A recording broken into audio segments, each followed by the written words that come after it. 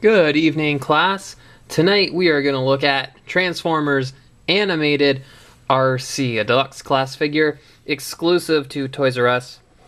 And it looks as though it's finally made its way north of the border. It's the first time I've seen it in a Toys R Us up here in Canada, so I decided I had to have it.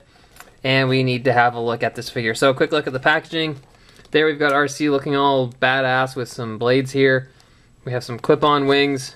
There's her in her vehicle form, which is, I'd say, pretty close to the Gen 1.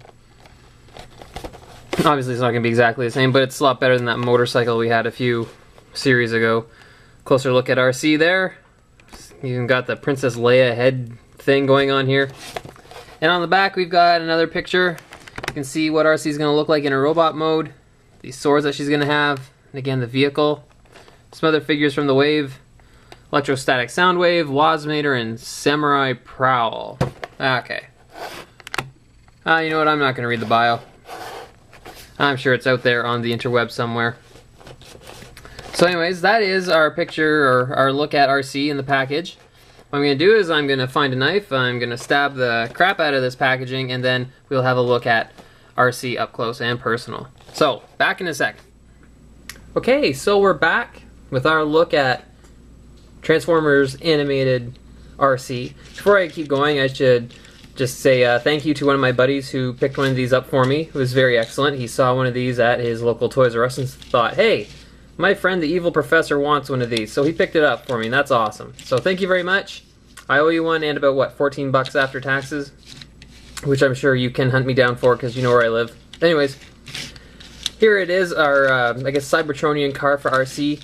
You can kind of see that, while it's not exactly identical, it is very much inspired by the original G1 version, which is nice. And we have on top here the snap-on wings, which you can also just kind of pop off. I kind of like the car better without them. I think it's supposed to be the part where she can use her boosters to fly for short distances or something with these things. I don't know. I kind of wonder if they, when they were designing this thing, they were worried that they were going to simply snap off, so they made them removable. We'll see that I will probably lose these things in the process of trying to transform this figure. Anyways, car mode's nice. It rolls around as cars should. The back here, we can see the swords that she has, are stored back here, which is nice. So, transforming this figure. So, I'm going to pop these shoulder bits, pull them back. We're going to pop out the legs here from the front of the car. Now, believe it or not, I have done this once. There we go. We're going to fold these legs over. The feet. We're going to pull apart. We're going to pull this part down. We're going to pull the arms out. And we're going to turn everything over and flip these things up. I think I got the legs facing the wrong way now. There we go. And there we have it. So we're going to adjust my camera a little bit. Here we have, whoops, feet. There we go. Arcee in her robot form. And then we can take the wings. I always forget which way to put them back on. There we go. You can put the wings on the backpack here, I guess. And there we have Arcee. Again, the wings are extra and I don't like them, so you know, I'm getting rid of them now. The fact that I probably pulled them off first. Anyways. So there we have Arcee.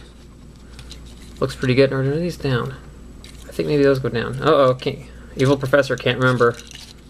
I'm going to say down. I think it looks better that way. Anyway. So, in terms of color, you know, we got the pink, which is what we would expect from a character that's Arcee, modeled after the Gen 1. A little bit of the white as well as accents. And as we can see, her eyes have that translucent blue. If we look behind, the back of her head is that same kind of plastic. So with the right lighting, her eyes will glow blue. I don't know if I got enough lighting here to do that or not. We've got the Autobot symbol there, which is nice. That way we know which side of the ongoing struggle for control she's on, just in case you weren't sure. So in terms of articulation, the head is on a ball joint, so we can move it all the way around. She's got a very long neck. Move it down a little bit, up, sideways. The arms, we've got the shoulders on a ball joint, so we have a pretty good range of motion this way. And the elbow is also on a ball joint, so we can rotate it this way, move up and down, and then at the forearm, the hand rotates. We've got movement in the waist, it'll go all the way around as part of the transformation. And the legs are also on ball joints, the hips, so we can move them out. This is one part I'm not sure of, these little hip doodads, but anyways, move these around. We can rotate at the thigh, the knee bends, and then the foot, it has a joint this way, and it's not exactly a ball joint, but we can rotate the foot around as well. And if I'm not careful, I'm just going to pop that little sucker right off. So that's okay. And in terms of accessories, we've got these things, but as I said, I don't really care for those. But up here at the top, we have her swords holstered, and you really actually have to, when I was putting these in the car mode, you really have to kind of reef them in there. Ugh. And to get them back out, we have to kind of reef them as well. Which, you know what, is not a bad thing. If you have to use a little bit of force to retrieve the weapons, it's actually kind of nice because I'm less likely to lose them that way. But we can pop them into her hands here, maybe. Can I do that? There we go. One, and the second one.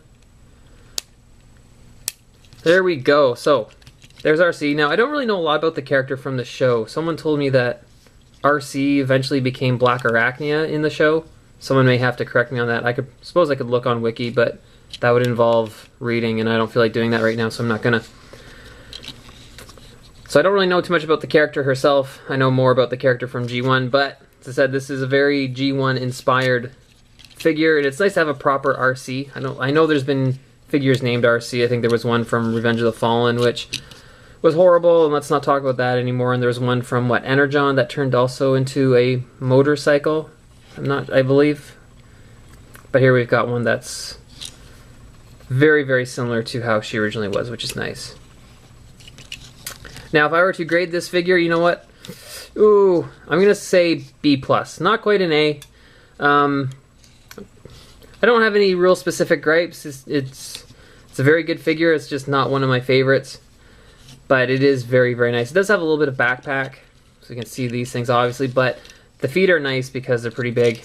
They let her stand up. So as I said before, B+, decent figure. If you haven't picked one of these up yet, and I don't know about the States, but if you're in Canada, it looks like Toys R Us is finally putting them on the shelves. Or if you really wanted one, you bought one off of eBay for an exorbitant price, or bought one at a toy show for an exorbitant price.